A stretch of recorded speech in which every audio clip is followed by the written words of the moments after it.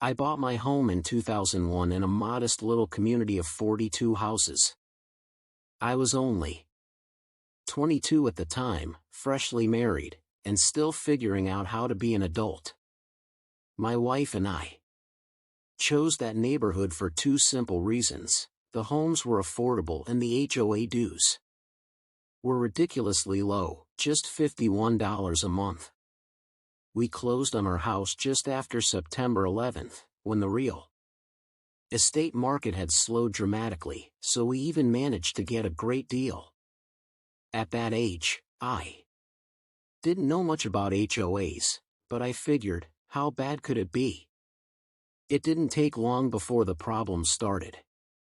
Not even a year into living there, I noticed the dues creeping up. First a small increase, then another, and soon enough it felt like the HOA was raising fees just because they could. At first, I shrugged it off. Maybe the community had legitimate expenses. But curiosity got the better of me, and I started attending HOA meetings and looking into the financial reports. What I discovered made my blood boil. The HOA board wasn't some group of well-meaning neighbors trying to keep the place nice. It was basically a puppet show, run by the developers who had built the houses in the first place. The management company was a subsidiary of the builder, and the board members included one of the developers and two of the very first homeowners. In short, the foxes were guarding the hen house. Their first big move with the increased funds? They authorized the removal of several large trees in a patch of land the HOA only had access to for weed abatement. These weren't weeds, they were healthy, mature trees that provided shade and character to the area. Their only crime was that they blocked the pristine views from the HOA presidents and vice presidents' backyards. They used everyone's money to line their own pockets and improve their personal properties. And as if that wasn't enough, they started sending out violation letters like candy. Half the homeowners received some kind of warning. You aren't mowing enough. Your lawn isn't green enough. You left your trash bin out too long. Every petty, nitpicky thing you could imagine. The board was flexing its muscles, making sure everyone knew who was in charge. It wasn't long before I got one of those letters myself, accusing me of not properly handling weed abatement. That little slip of paper changed everything. Instead of paying the fine, I dug into the HOA's covenants, conditions, and restrictions, the infamous CC and RS. And that's when the house of cards began to crumble. While reading about weed abatement, I confirmed my suspicion that the trees they cut down weren't even on HOA property. That meant the board had illegally used association funds to alter land that didn't belong to them.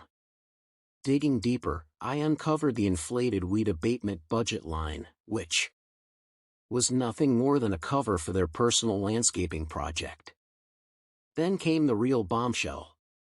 California law stated that a recall of an entire HOA board could be initiated with signatures from just 5% of homeowners. In a community of 42 homes, that meant all I needed was 3 signatures. 3! I practically laughed out loud when I realized it. Within 48 hours, I had written up a recall petition and personally delivered it to the management company. And here's where the story gets almost comical. The builder's corporate office was in the exact same building as the management company. They weren't even subtle about the conflict of interest. The management company, of course, tried to stall. They dragged their feet and set the recall vote as far out as the law allowed. They scheduled it for the middle of a weekday, not at the community clubhouse but at a public park a couple miles away. Clearly, They thought if they made it inconvenient enough, nobody would show up, and they'd skate by untouched. That was their mistake. My wife and I went door to door, talking to every single neighbor. We explained where their dues were going, how the board was abusing their power, and what the future would look like if things didn't change.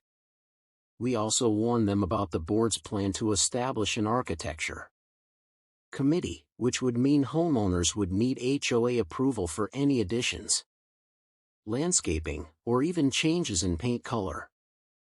It wasn't just about trees anymore, it was about control. Some neighbors were skeptical at first. Others were furious once they learned the truth. A few didn't care, but plenty did. After 3 rounds through the neighborhood and multiple follow-ups, we secured 26 proxy forms. For those unfamiliar, a proxy vote meant that if the homeowner couldn't attend the recall meeting, my wife and I could vote on their behalf. The board thought they had been clever in scheduling the vote, but they had practically handed us the victory. Most people couldn't attend the meeting because of work or other obligations, and they were more than happy to let us represent them. The day of the recall finally arrived. The 3 board members showed up, smug as ever, along with the management company's representative. 8 other homeowners were present, 6 of whom we held proxies for, which were automatically voided once they appeared in person. Still, that left us with 20 proxy votes in hand. The board began the meeting by sneering about the waste of money and the lack of quorum. According to them, 22 homeowners needed to be present, and with only 12 people in the park, 3 board members, me, my wife, and the 8 others, we were well short. I let them finish their little speech before I calmly stood up. "I'm sorry," I said, pulling a thick stack of papers from my folder, "but we do have a quorum." Every eye in the park turned toward me as I dropped all 26 proxies onto the table. After accounting for the 6 who showed up, that still leaves 20 valid proxy votes. Which means more than 30 homeowners are represented here today. The management company rep turned pale.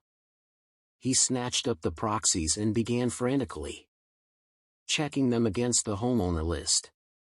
They were all legitimate. Even our allies sitting in the audience looked stunned. They hadn't realized just how much groundwork we had laid. The recall vote was held. The board members voted to keep themselves, along with their 3 loyal friends. 6 votes to stay. The rest of us voted for recall, 6 votes to remove. A tie. Then I stood again, holding the proxies high. On behalf of 20 homeowners, I vote to recall the entire board. The vote passed. 26 to 6. Just like that, the corrupt board was gone. The next item on the agenda was who would replace them.